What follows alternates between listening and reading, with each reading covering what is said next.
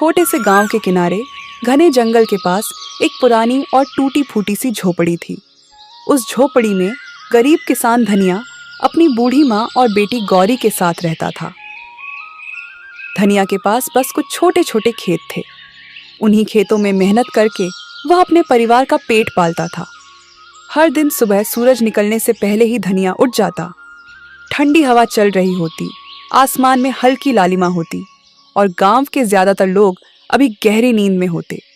लेकिन धनिया अपने पुराने हल और बैलों को लेकर खेत की तरफ निकल पड़ता। दरवाजे पर खड़ी उसकी माँ प्यार से कहती, बेटा धनिया, थोड़ा आराम भी कर लिया कर। दिन रात इतनी मेहनत करते करते तू बहुत थक जाता होगा। सुबह से शाम तक खेत में काम करता है, फिर भी चेहरे पर शिकन नहीं लाता। मुझे तेरी चिंता होती है बेटा। शरीर को भी थोड़ा आराम देना जरूरी होता है। माँ, अगर मैं मेहनत नहीं करूँगा तो हमारे घर का चूल्हा कैसे चलेगा?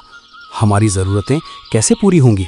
मुझे पता है मेहनत मुश्किल होती है, लेकिन यही हमारी ज़िंदगी का सहारा है।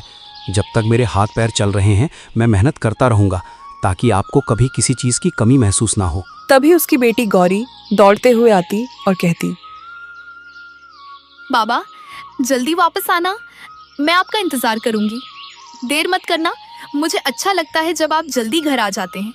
धनिया अपनी बेटी के सिर पर प्यार से हाथ फेरता और खेत की ओर चल पड़ता। दिन भर वह खेत में पसीना बहाता रहता, कभी तेज धूप, कभी अचानक बारिश, लेकिन धनिया मेहनत करना कभी नहीं छोड़ता। धनिया ने कभी हार नहीं मानी। वह हमेशा अपनी माँ से कहता, ईश्वर ने हमें मेहनत करने के लिए हाथ दिए हैं। अगर हम सच्चे दिल से मेहनत करते रहेंगे तो एक ना एक दिन हमारी किस्मत जरूर बदलेगी। ईश्वर मेहनत करने वालों को कभी खाली हाथ नहीं लौटाते। माँ उसकी बात सुनकर चुपचाप भगवान से प्रार्थना करती।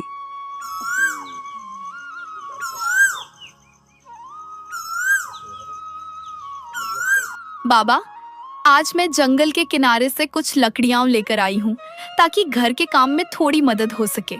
अकेली गई थी? बेटा, जंगल के किनारे अकेले जाना ठीक नहीं होता, वहाँ खतरा भी हो सकता है। हाँ बाबा, मैं अकेली ही गई थी। थोड़ा डर तो लगा था, लेकिन मैंने हिम्मत रखी। आप ही तो कहते हो कि डर के आगे हिम्मत रखनी चाहिए, इसलिए मैं बहादुर बनकर गई।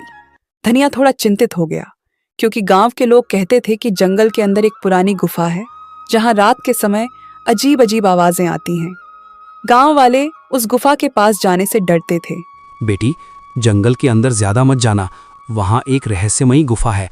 लोग कहते हैं वहाँ कुछ अजीब होता है, इसलिए उससे दूर ही रहना। धनिया भले ही गरीब था, लेकिन उसकी मेहनत और ईमानदारी पूरे इलाके में मशहूर थी। उसके छोटे छोटे खेतों में उगने वाली सब्जियां और अनाज हमेशा बहुत अच्छे होते थे।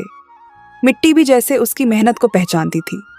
वह अपनी फसल में कभी कोई मिलावट नहीं करता था, ना कोई दवा जरूरत से ज्यादा डालता, ना ही लालच में आकर अनाज में कुछ मिलाता। यही कारण था कि जब भी धनिया अपनी फसल लेकर बाजार जाता तो उसकी सब्जियां और अनाज पलक झपकते ही बिक जाते। अगर सच में शुद्ध और अच्छा अनाज चाहिए तो धनिया से ही लेना। उसका अनाज हमेशा साफ सुथरा और बढ़िया होता है, इसलिए गांव के लोग उसी पर भरोसा करते हैं।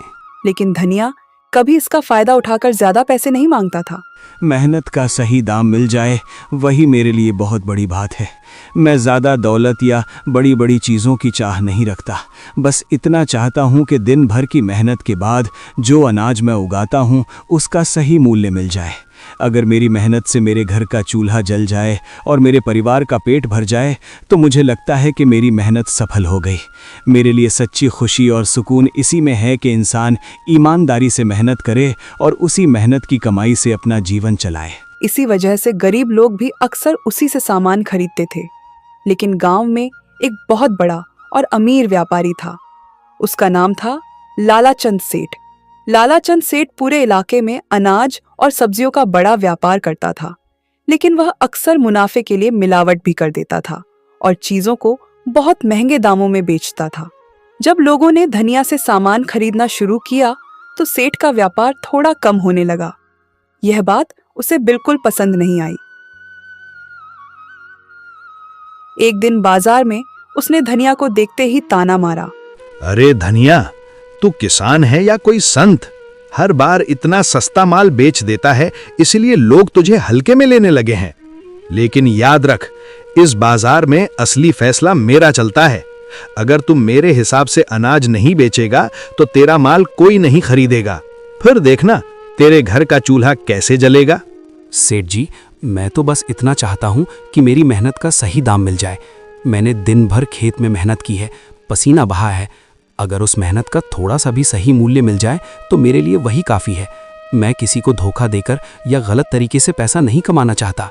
मेहनत का सही दाम मिल जाए वही मेरे लिए बहुत बड़ी बात है। बहुत बड़ी बड़ी बातें करने लगा है तू। सुन ले धनिया, इस बाजार में वही चलता है जो ताकतवर होता है। अगर तूने मेरी बात नहीं मानी तो मैं ऐसा हाल कर दूंगा कि तेरा अनाज बाजार में कोई नहीं खरीदेगा। फिर तू अपने घर बैठकर यही ईमानदारी की बातें करता रहना। बाजार में खड़े कुछ लोग यह सब सुन रहे थे। धनिया ने बस मुस्कुराकर अपनी फसल बेचनी जारी रखी। वह कभी किसी से झगड़ा नहीं करता था, लेकिन लालाचंद सेठ का गुस्सा दिन प्रतिदिन बढ़ता जा रहा था। कभी वह धनिया को सबके सामने नीचा दिखाने की कोशिश करता, कभी उसे गरीबी का ताना देता। फिर भी धनिया के चेहरे पर कभी शिकायत नहीं आती। शाम को जब वह घर लौटता तो उसकी बेटी गौरी दौड़ कर आ जाती। बाबा, आज बाजार कैसा रहा? क्या आज अनाज अच्छे दाम में बिका या फिर लोगों ने पहले की तरह मोल भाव किया? अच्छा रहा बेटी, भगवान की कृपा से आज लगभग सारा अनाज बिक गया। लोगों ने भरोसे से लिया और मेहनत का ठीक ठाक दाम भी मिल गया।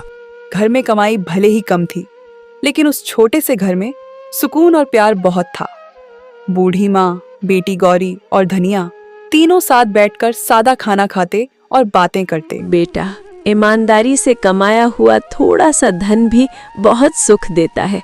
जब कमाई सच्चाई और मेहनत से होती है तो मन को सुकून मिलता है और इंसान चैन से जी पाता है। माँ, हमें जितना मिला है उसी में खुश रहना चाहिए। लालच करने से कभी सच्ची खुशी नहीं मिलती, लेकिन मेहनत और संतोष से जीवन आसान और सुखी बन जाता है। लेकिन उसे क्या पता था कि लालाचंद सेठ का जलता हुआ दिल अब धीरे धीरे एक खतरनाक योजना बना रहा है। एक ऐसी योजना जो बहुत जल्द धनिया की जिंदगी को पूरी तरह बदलने वाली थी। लालाचंद सेठ की जलन अब इतनी बढ़ चुकी थी कि उसने धनिया को बर्बाद करने की ठान ली। एक रात जब पूरा गांव सो रहा था, सेठ ने अपने आदमियों को चुपके से धनिया के खेत में भेज दिया। उन्होंने खेत में ऐसी दवा डाल दी जिससे पूरी फसल धीरे धीरे खराब होने लगी।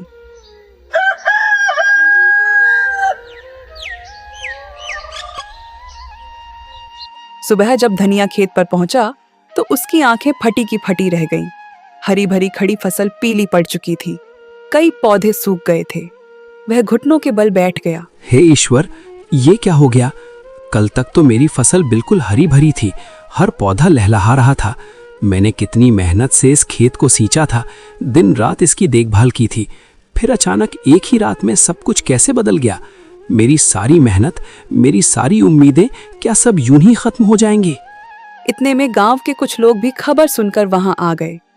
वे भी खेत की हालत देखकर हैरान रह गए और आपस में बातें करने लगे।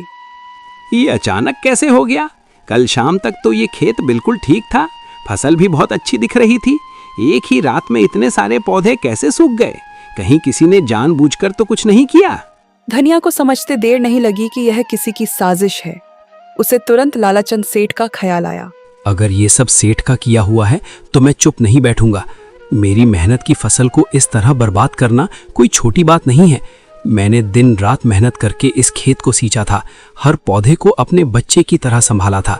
मैं पंचायत में जाकर न्याय मांगूंगा और सबके सामने सच रखूंगा, ताकि जिसने भी ये अन्याय किया है उसे उसकी सजा मिल सके। यह बात धीरे धीरे पूरे गांव में फैल गई। जब यह खबर लालाचंद सेठ तक पहुंची तो वह एक पल के लिए घबरा गया, लेकिन चालाक सेठ ने तुरंत एक नई और खतरनाक साजिश सोच ली। अगली सुबह वह खुद ही गांव की पंचायत में पहुंच गया। गांव के बड़े बुजुर्ग वहां बैठे थे। सेठ ने ऊंची आवाज में कहा, मुझे पंचायत से न्याय चाहिए। मेरे साथ बहुत बड़ा अन्याय हुआ है और मैं